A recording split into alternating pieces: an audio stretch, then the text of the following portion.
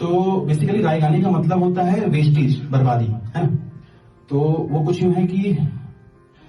میں اپنے کمرے میں پچھلے 31 دنوں سے فقط اس حقیقت کا نقصان گننے کی کوشش میں الجھا ہوا ہوں کہ تو جا چکی ہے۔ کہ میں اپنے کمرے میں پچھلے 31 دنوں سے فقط اس حقیقت کا نقصان گننے کی کوشش میں الجھا ہوا ہوں کہ تو جا چکی ہے، کہ تجھے رائے گانے کا رتی برابر اندازہ نہیں ہے۔ تجھ کو یاد ہے وہ زمانہ جو کیمپس کے پگڈنڈیوں پہ ٹہلتے ہوئے کٹ گیا تھا؟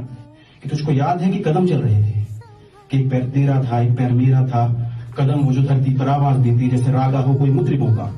قدم جیسے سا پا گما پا گسارے وہ تبلے کی تلکھٹ پہ تک دن دھنک دن دھنک دن دھنا دن بہام چل رہے تھے، قدم چل رہے تھے، قدم جو مسلسل اگر چل رہے تھے تو کتنے رویوں کے گھر چل رہے تھے، مگر جس وقت تو نے اس راہ کو میرے تنہا قدموں کے حوالے چھوڑا ان سروں کی کہانیاں وہیں تھم گئی۔ کتنی باریکیاں، کتنی فنکاریاں، کتنی کلیاں بلاوٹ گویوں کے ہوٹوں پہ آنے سے پہلے ہی فنا ہو گئی، کہ کتنے نصرت فتح، کتنے مہدی حسن منتظر رہ گئے کہ ہمارے قدم پھر سے اٹھنے لگے۔ تجھ کو معلوم ہے جس گھڑی میری آواز سن کر تو ایک زاویے پر پلٹ کر مڑی تھی، اس زاویے کا چشمہ یونان کے فلسفے اپنے سب زمانوں کی تبدیل کو برباد کر کے تجھے دیکھنے آ گئے تھے، کہ اپنی سیدھی لکیروں کو خم دے سکیں، اپنی اکڑی ہوئی گردنوں کو لیے اپنے وقتوں میں پلٹے جیومیٹری کو جنم دے سکیں۔